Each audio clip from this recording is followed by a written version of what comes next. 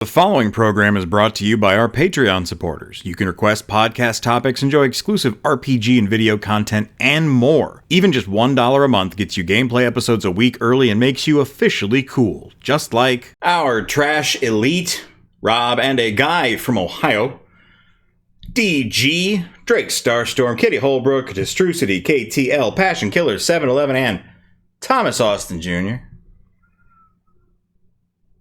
Greetings and salutations. It is I, J. Chucky, joined as always by the boy. Howdy. This is the Two Nerds podcast. This is Two Nerds Don't Go to the Movies, the premise that shouldn't work but still does. You guys like watching it? We like making it. It's completely devolved from its initial premise. Let's do it. Yeah, but first, what's crumping? What is crumping? What's been crumping with you, my ally? As is usual for me, nothing new. Playing Elden Ring Night Rain occasionally with my friends. Playing Knights of the Republic occasionally by myself. And watching YouTube mostly. Haven't started a new show, new book, new podcast. Not recently, no. Listened to a new album. Gotten into a new YouTuber. Not recently, no. Watched a new movie. Well, I guess we did, but we will podcast on that some other time. Yeah. Yeah, pretty much same. Close enough to finished Expedition 33. Wow. What a really great game until I have mixed feelings on it. But it's about the journey, not the destination. So, I think overall I would recommend it. That's the crumpin'. Now it's time to get bumpin' and thumpin' with the films. I was going to try to rhyme that, but I had nothing. Of May 1995. You may have seen these, you may not have. We probably didn't. We begin with My Family, not My Family, the 1995 film My Family, directed, as everyone knows, by Gregory Nava, starring Jimmy Smits, Edward James Olmos, and Esai Morales. Depicts three generations of a Mexican-American family who emigrated from Mexico and settled in East Los Angeles. Just last year, it was selected for preservation in the United States National Film Registry by the Library of Congress as being culturally, historically, or aesthetically significant. Oh, so it's an important movie. Sure. I've never heard of it. Me neither. I'm pretty sure this movie wasn't important to people who look like us. Handsome? Sure, bud. Only ugly people like this movie. I mean, quote the boy. Two Nerds podcast. Edward James Olmos is like, he's got a lot going on there. Maybe that's the problem. No, I've just never seen it. Is what it is. The boy suggested that I turn on dark mode just to see if it would work, and I can't figure out how anymore. Our next film is Panther. 1995 cinematic adaptation of Melvin Van Peebles' novel, produced and directed by Mario Van Peebles, portrays the Black Panther Party for self-defense, tracing the organization from its founding through its decline in a compressed time frame. It was the first narrative feature film to depict the Black Panther Party. Thoughts on this? The U.S. government are usually demons, so this is probably fairly based. I didn't mean thoughts on the Black Panthers as a political party. Well, that's what the film's about. Sure, yeah. I don't really want to get into all that. No, that's not. Memes aside, that's absolutely not what this podcast is about. But that's interesting. I didn't really know that Mario Van Peebles and Melvin. I didn't know about that connection. That's interesting. French Kiss. I've heard of this. Romantic comedy directed by Lawrence Kasdan, starring Meg Ryan and Kevin Clinet. It's about a woman who flies off to France to confront her straying fiancé. That's a French word for gonna marry this guy. And gets into trouble when the charming crook seated next to her uses her to smuggle a stolen diamond necklace. No. Yeah, it's not really my thing. I didn't like Meg Ryan in the game she was in that came out a few years from here. So I never went back and watched her film. That's a joke about Final Fantasy X. Crimson Tide. It is a submarine action thriller film. Okay, those are two different links. I didn't know if that was a whole subgenre. Well, there are a couple. There are, but I don't think there's enough to be a subgenre. Let's see. It takes place during the period of political turmoil in Russia, in which ultra-nationalists threatened to launch nuclear missiles at the United States and Japan. I know one scene from this movie because YouTube Shorts keeps showing it to me. It's a scene where Denzel Washington refuses to follow Gene Hackman's order, and then calls him bad at military and kicks him out of being captain. That's all I know about this movie. I don't feel like I need to watch it. Also had Viggo Mortensen and that guy from off of AEW, James Gandolfini. That's a joke for one motherfucker, and I don't even think he's watching. That's such a niche joke. If you were on our Discord, you'd get that joke. Apparently, it paralleled a real thing that happened during the Cuban Missile Crisis, and they didn't even know. That's neat. I'm not really into those kind of films. The Englishman Who Went Up a Hill But Came Down a Mountain. That's a fake movie. That is a parody. That is a movie that shows up in like a preview for it. Trailer for it shows up as a Saturday Night Live sketch. The film is based on a story heard by director Christopher Monger. Hugh Grant stars. Yeah, this is not real. I'm being gaslit. This is a prank. Also, there's so many Gaelic nouns here that I couldn't possibly. Bus that wouldn't slow down ass name. Why did I not hear this? Because I'm not a big Colm Meaney fan. That's how I feel. Gordy. Now, this is what we're here for. This, you'll notice, if you've been following us along, viewer, we have not talked about Babe, the movie about the talking pig. And you know why? What's that? Because it's not out yet. Gordy is the OG talking pig. I have seen Gordy. I have not seen As I have so many animal mascot movies. It's about a livestock piglet named Gordy, who searches for his missing family, who are taken away to a slaughterhouse in Omaha, Nebraska. I really like that the detail of it being in Omaha is very necessary for the opening. He experiences the lives of others who are part of the film's side plots, including traveling country music singers Luke McAllister and his daughter Ginny Sue, not spelled any way you would think about spelling Ginny, and lonely boy Hanky Royce, whose mother Jessica is engaged to a sinister businessman named Gilbert Sipes, or perhaps it's Gilbert Sipes. Gordy changes lives for the people he encounters due to their ability to understand him.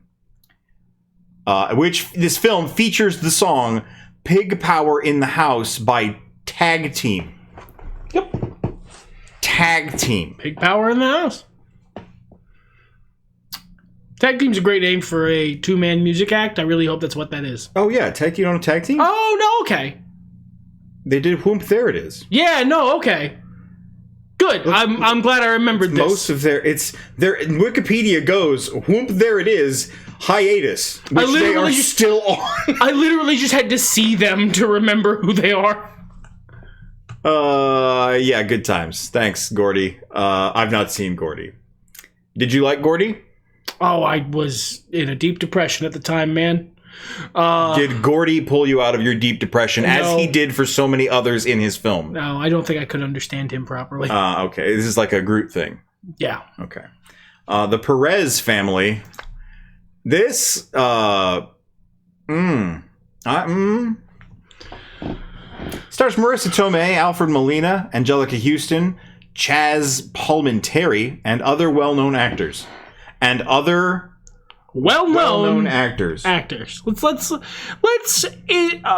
interrogate that sentence, shall we? Let's look at the rest of the cast. I think Vincent Gallo and Billy Hopkins. I know them. I don't know the rest of those people. Okay. Oh, archival footage of Jimmy Carter and Fidel Castro. I'm familiar with those actors. There you go. They're famous actors. The premise was that a group of unrelated people who happen to share the last name Perez realized they could more easily stay in America if they pretended to be family. Set in 1980 during the Mariel boat lift, the movie shows Juan Raul Perez, Alfred Molina, a former aristocrat and newly released political prisoner seeking to return to his wife, now in America, after 20 years. Dottie Perez, Marissa Tomei, is a former prostitute who Juan meets. U.S. immigration officials assume the two are married because of the common last name. The potential for a real romantic relationship between the couple sets the basis for much of the rest of the film. This is a very poorly written Wikipedia article. Also, Marissa Tomei plays sex workers more than you might think. Or less, depending on Ellen Cleghorne. I know Ellen Cleghorne. Depending on Ellen Cleghorne. Ellen Cleghorne decides. I'm just going to write that down for reasons. The City of Lost Children is a French-language science fantasy film, which is topical to Expedition 33. Follows a mad scientist named Crank who lives on an offshore rig and, deprived of the ability to dream, kidnaps children from a nearby port city to steal their dreams. Whoa, that took a fucking spin. When one of his victims is Denrae, the little brother of a carnival strongman known as One, who is Ron Perlman, One teams up with a precocious orphan girl, Mietta, to rescue him and confront Crank's bizarre creations. Featuring stylized production design by Darius Kanji and costumes by Jean-Paul Gaultier, and scored by Angelo Badalamenti. I probably butchered This is probably really good, and I would not like it. Yeah. What is it? Anybody? I wonder if the Mietta cat is named for this. My brain only would think you kick Mietta like the football. Interesting. I think that's just a French name. Well, it means crumb in French. Yeah, I don't know. That's interesting. I don't want to watch it, but it is interesting. I bet you it's good. Maybe. Who knows? Who could know? Die Hard with a Vengeance. Believe it or not, I've seen this one. I have not. Sinner, you will be judged. We own them. They're in our home. And yet... It is the sequel to the 1988 film Die Hard and Die Hard 2, the 1990 film, as the third installment in the Die Hard film series. The film also stars Jeremy Irons and Samuel L. Jackson, in addition to Bruce Willis. If we're ranking Die Hard movies, it goes Die Hard with a Vengeance, Die Hard 2 maybe, and then the one from way later. At last. Can you summarize this film so I don't have to receive the... Oh, yeah, sure. You know Hans Gruber? Yeah. Turns out he had a brother. Named Franz Gruber. Named Simon, actually. Okay, well, that's stupid. And he decides to torture... Franz Simon. He doesn't even sound related. He decides to torture his John McClane for killing his brother, whilst also pulling a heist with a distraction like his brother did. He does so by giving him weird little games to play that he calls Simon Says. Oh, yeah, I stole the water thing from this. Yeah. Yeah. Yeah. I put it in a D&D. That's what I did. Forget Paris. Okay. It's gone. Directed, co-written, and starring Billy Crystal as an NBA referee, and Deborah Winger as an independent working woman whose lives are interrupted by love and marriage. Also stars Joe Mantegna, Julie Kavner, Cynthia Stevenson, Richard Masur, Kathy Moriarty, and John Spencer. A number of professional basketball players present and past appear as themselves. I got a question. Yeah. I'm not trying to blow up Billy Crystal's. Yeah. But, did he do this a lot? It feels like he did this a lot. Write, direct, and produce movies of him getting together with a woman wildly out of his league. I mean, he's funny, you know. You know what? That's fair. That happens a lot, actually. Look, Spud Webb was in it. What more could you ask for? You know what? That's fair. Yeah. I didn't see this because I didn't care about basketball or Billy Crystal at the tender age of 10. Well, it's May, so I'm 9 at this point. Little Odessa. Why didn't you see it? Same reason, but younger. Okay. Crime drama film starring Tim Roth, Edward Furlong, this is Moira probably Kelly, fucking depressing, actually. Maximilian Schell, and Vanessa Redgrave. The title is a reference to Brighton Beach, a community in Brooklyn named Little Odessa. Follows the personal relationship between Arkady Shapira, his terminally ill wife Irina, and their two sons, Joshua and Ruben. One's a hitman, and the other one is not in the first paragraph. Goodbye. Yeah, it's a big crime. I'm not a big crime guy. What about you? This sounds depressing. Yeah. It's only 98 minutes, so at least it's not depressing for that long. A little princess. Not a specific one, just a little princess. Loosely based upon the 1905 novel by Frances Hodgson Burnett. Hodgson?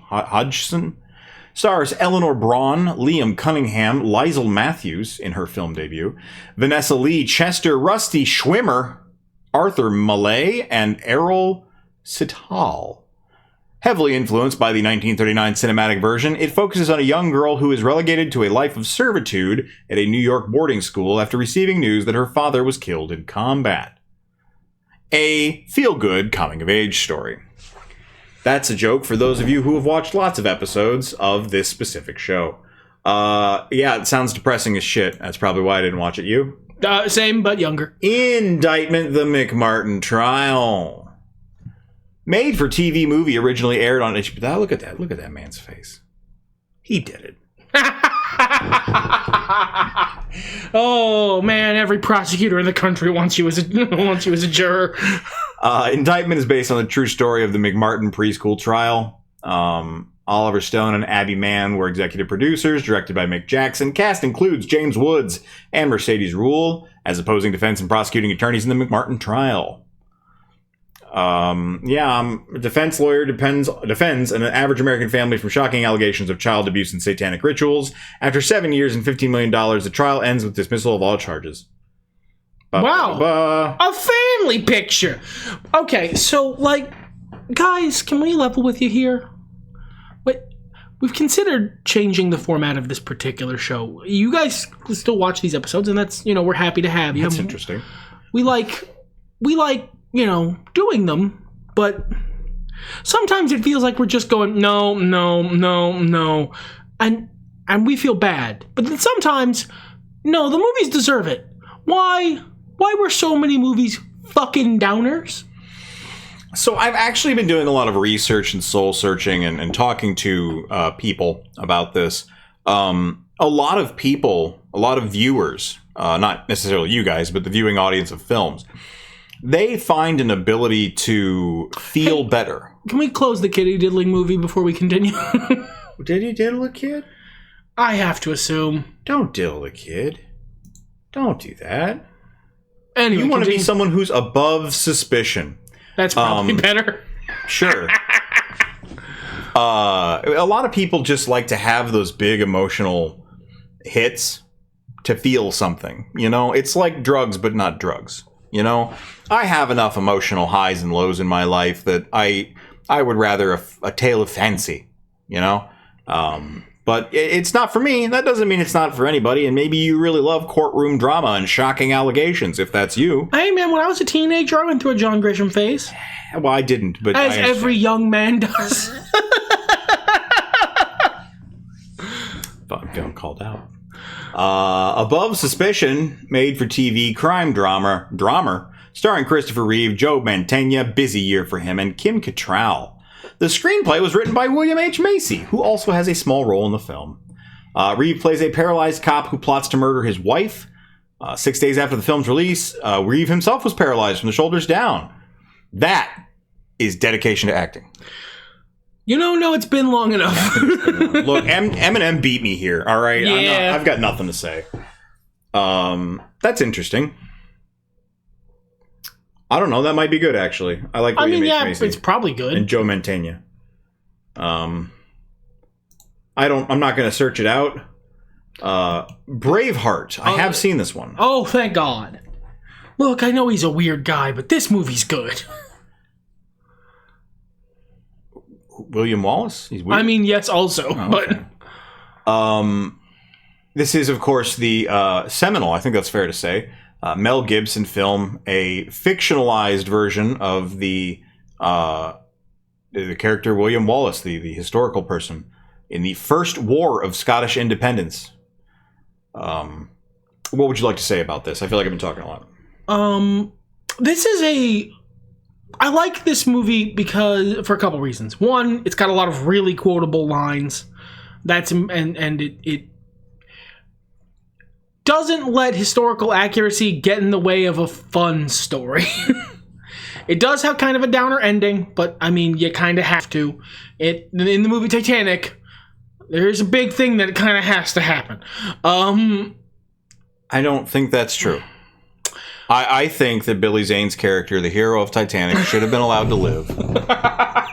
He was completely fictional. There's no need to kill him off. That's how I feel. I'm pretty sure he does live. Oh, good. I'm pretty sure he lives and, okay, I'm not going to get sidetracked with Titanic. I like how evil the English are portrayed in this. It feels like it was made to pander to the audience who it's about, and I like that. I mean,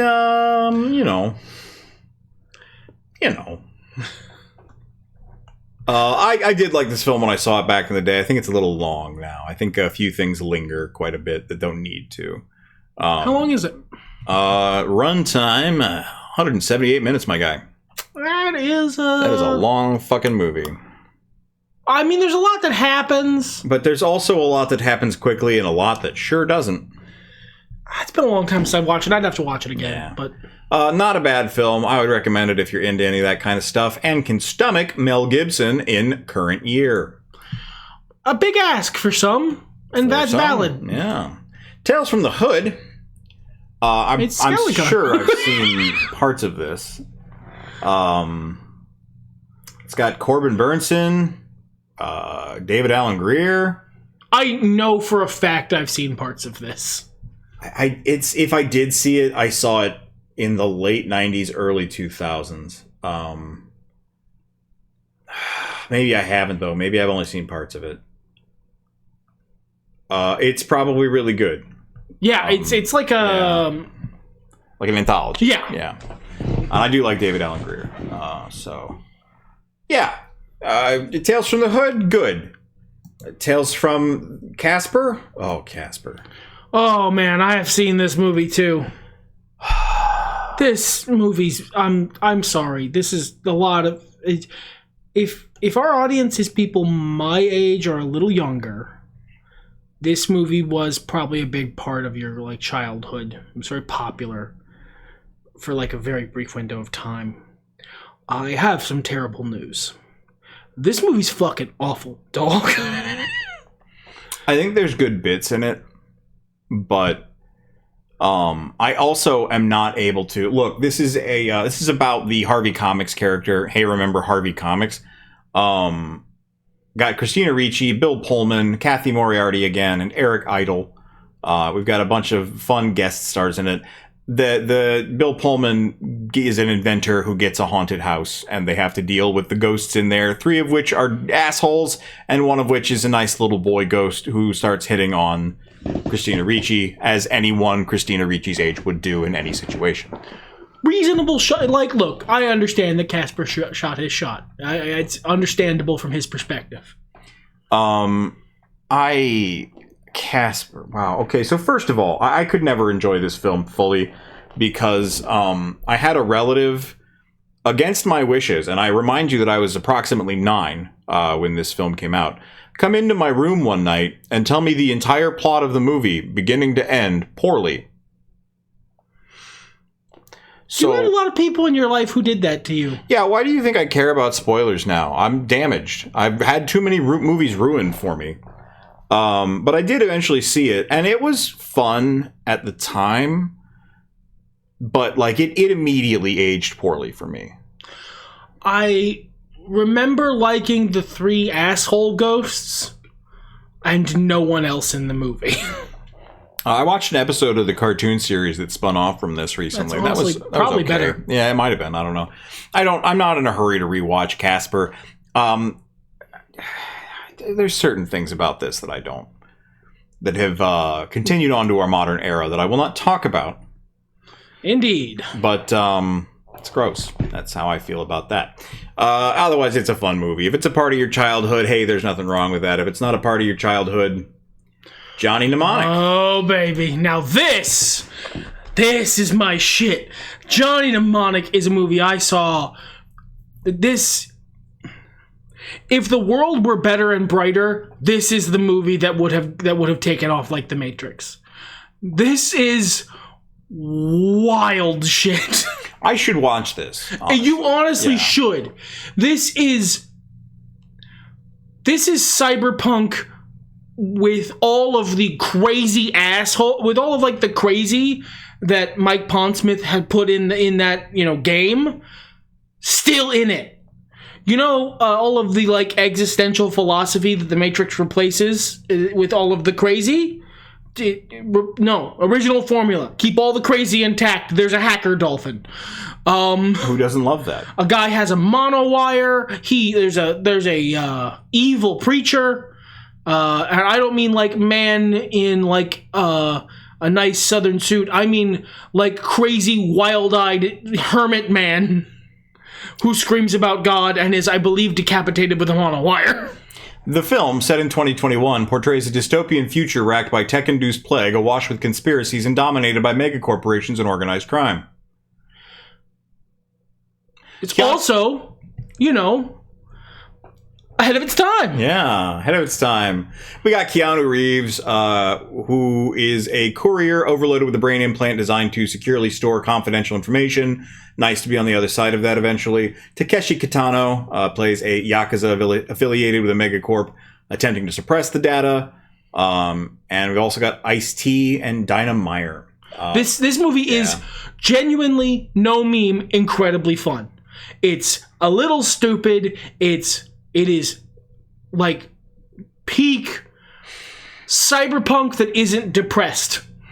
Yeah, this kind of sounds like my... I recommend wholeheartedly watching Johnny Mnemonic. I'm going to leave it up there so I can write it down.